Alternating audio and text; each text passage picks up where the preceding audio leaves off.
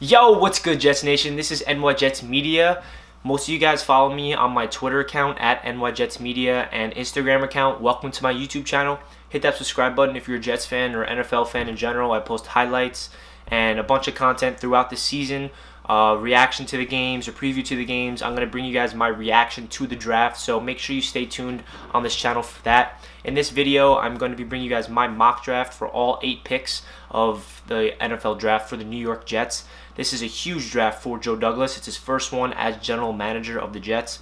And we know Joe Douglas's philosophy is in free agency, not spend too much money on the big ticket guys. Instead, use that money and spend it on more quality depth players and then win through the draft. So this is our opportunity to see what Joe Douglas is made for.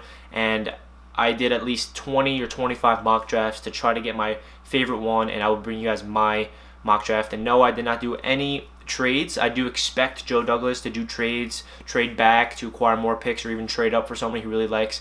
But I did not do any trades. I just gave you guys my flat out mock draft. So without further ado, let's jump right into it. With the first pick in the 2020 NFL draft, I have the New York Jets selecting tackle Andrew Thomas out of Georgia with the 11th overall pick. This is a no-brainer for me. I know there's a lot of question marks, wide receiver or tackle, and people want Jerry Jeudy, people want CeeDee Lamb, but trust me, I'm a huge Jerry Jeudy fan. I've been watching him all throughout college. I would turn on Bama games just to watch him play because I was dreaming of him on the Jets.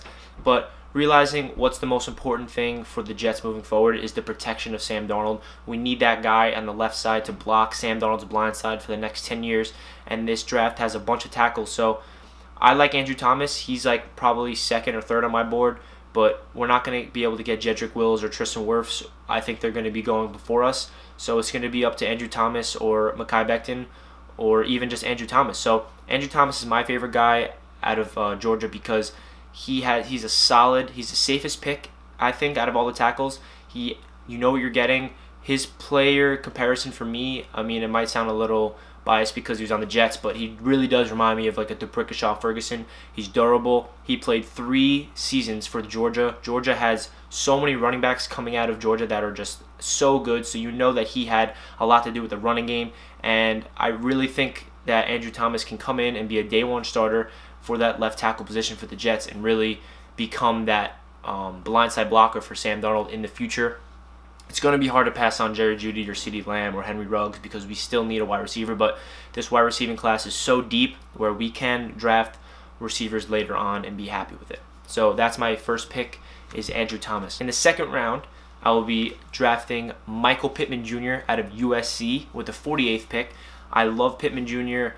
His size and physicality really stands out to me. He has all the tools to be a number 1 receiver. And yes, he did go to college with Sam Darnold, and they already have a chemistry. So I feel like drafting a wide receiver in the second round is crucial. When I was doing my mock draft, he was on the Brandon Ayuk was gone, Jalen Reagor was gone. So Pittman was the only one that I really wanted to get in the second round, and I really think Pittman has a chance to come in and have Pittman, Perriman, Crowder, and I really think that's a solid wide receiving corps to really start this thing going with Sam Darnold. We need to surround Sam Darnold with weapons, and I really think Michael Pittman Jr. has an opportunity to become a number 1 option in this league moving forward. With my third pick in the 2020 NFL Draft, I have the Jets selecting Darnay Holmes out of UCLA. I think he is a dog. He's a cornerback, and he just has that feel for the game. He's playmaking skills, and the Jets are in desperate need of a long-term answer at cornerback. We've been playing with Trumaine Johnson and Darryl Roberts for these past couple years, and it's been absolutely atrocious to watch. And we signed Pierre Desir, who's good, and I like Bless Austin, but we need to get a guy in the draft that we can develop behind Desir and hopefully become our future CB1. I really like Holmes. He has a dog mentality. He has a lot of traits to him that I think Greg Williams will be able to use and just plug and play, because Greg Williams really gets the best out of guys, and we saw that. We saw no-name players that we just signed off the street just come into the Jets defense and they look like stars. So I'm really hoping we can draft a quality cornerback in the third round, and Darnay Holmes is my selection with that pick. And then our next pick in the third round, I have the Jets selecting Damian Lewis, guard out of LSU. This is another dog mentality guy in the trenches. He's a big, beefy guy, and the number one priority for this draft should be protecting Sam Darnold and surrounding weapons around him. Yes, I know I drafted a cornerback, but that's a huge need for the Jets defense, and I really like Darnay Holmes. But this pick is, we're beefing up the interior offensive line. We need to have somebody that can come in and learn behind McGovern, that can learn behind Lewis, that can learn behind Van Roten. We signed all these quality offensive linemen in free agency, and we also need to draft a bunch of offensive linemen to come in so we can have a group of guys that are competitive and want to earn their jobs. You know, this is not. There's only 5 spots on the offensive line. We have George Fant at left tackle, Alex Lewis at left guard, and then McGovern at center, Van Roten at right guard, and then Idoga at right tackle. This is before the draft. So hopefully if we draft Andrew Thomas, he comes at left tackle, maybe Fant goes to right tackle, and then we draft Lewis. Maybe he can plug and play. He can beat out Alex Lewis, or he can do this and that. So I really like Damian Lewis out of LSU, so hopefully we can draft any interior lineman in the 3rd round, because I think that is the number one priority, is protecting Sam Darnold and be able to open holes for Le'Veon Bell. In the 4th round, I have the Jets selecting running back Anthony McFarland out of Maryland. I think it is crucial to draft a playmaking running back in later rounds, because we do not have a running back 2 behind Le'Veon, and Le'Veon's not going to be here forever, so I feel like this is a perfect draft to grab a guy like McFarland later in the round and let him sit behind Le'Veon, let Le'Veon mentor him, let him get his mind into the game, because in the future of the NFL offenses is you need to have 1 or 2 running backs in your system. And Ty Montgomery, he wasn't utilized properly. I think Adam Gase just did not know what he was doing, but I really hope Adam Gase can really get a running back 2 involved, including Le'Veon Bell. Obviously, Le'Veon Bell really didn't do that much because I feel like Adam Gase held him back, and of course the offensive line. But I feel like Anthony McFarland is a guy that can come out and really explode. He's really small, but he's shifty. He reminds me of a very small speed version of Chris Ivory, and Chris Ivory was a beast on the Jets. So I really like Anthony McFarland, and I know it might be a reach, but still, like, I really think a running back and getting a running game for Sam Darnold is huge for this offense. So that is my pick in the 4th round. 5th round, I have the Jets taking Jonathan Garvin, edge rusher out of Miami. This is a really huge guy that comes speedy off the edge, and he has a good bend, and I feel like he has that dog mentality as well.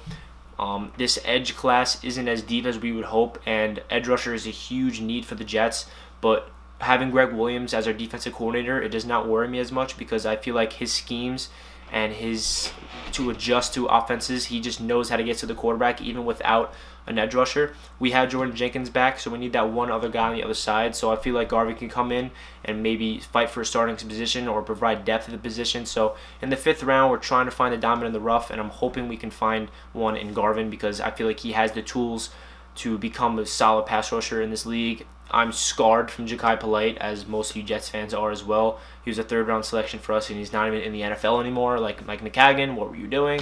But yeah, that is my draft selection in the 5th round. In the 6th round, I have the Jets selecting wide receiver Antonio Gandy Golden out of Liberty. This is a guy that I think is going to become a quality receiver in this league. This is a extremely deep wide receiving class, so getting a guy like him in the 6th round is really insane, because I watch his tape at Liberty, and he just has the natural ability to catch the football, to get open. He has good size and speed, and he's a quality guy to get in the 6th round. You know, we need to surround Sam Darnold with weapons, and I feel like Gandy Golden can come in with Michael Pittman Jr., and those two can be the rookie receivers with Jameson Crowder. Quincy Nua, if he's healthy, we don't know. He's a huge wild card. We still have Josh Doxson, Prashad Perriman, and all these guys. So we just have to surround the wide receiving class with the Jets with a bunch of competitive guys fighting for position. So I want them to draft at least 2 receivers, if not 3. In this mock draft, I have them drafting 2, Michael Pittman and Gandy Golden. So that's my 6th round pick. With the last selection in the NFL draft for the Jets in the 6th round, I have them drafting tackle Alex Taylor out of South Carolina State.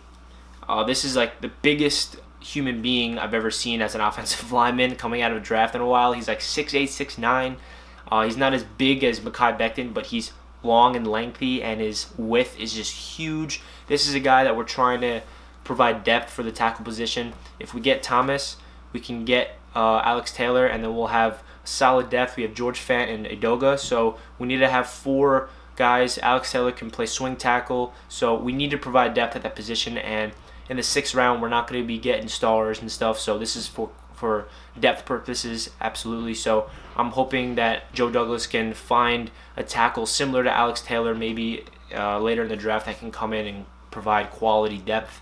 So that does it for my mock draft. Let me know what you guys think and drop your mock drafts down below. I want to hear who you guys want to draft. Do you guys want to draft wide receiver in the 1st round instead of a tackle? Me personally, like I said, I think Andrew Thomas would be a solid pick at number 11 in the draft. And yeah, so that does it for this video. Hit that subscribe button if you're new. And you guys can always DM me on Twitter at NYJetsMedia. I love talking to you guys, interacting with you guys, asking me any questions about the Jets, or just talking about personal stuff. I know this is a hectic time for the coronavirus pandemic that we're all going through. I hope all your families and your friends are staying safe and healthy. And I send my love out to all you guys. So let's go Jets. I cannot wait for this draft next week. Stay tuned for my reaction to the draft next week. And I'll catch you guys in my next video. Peace.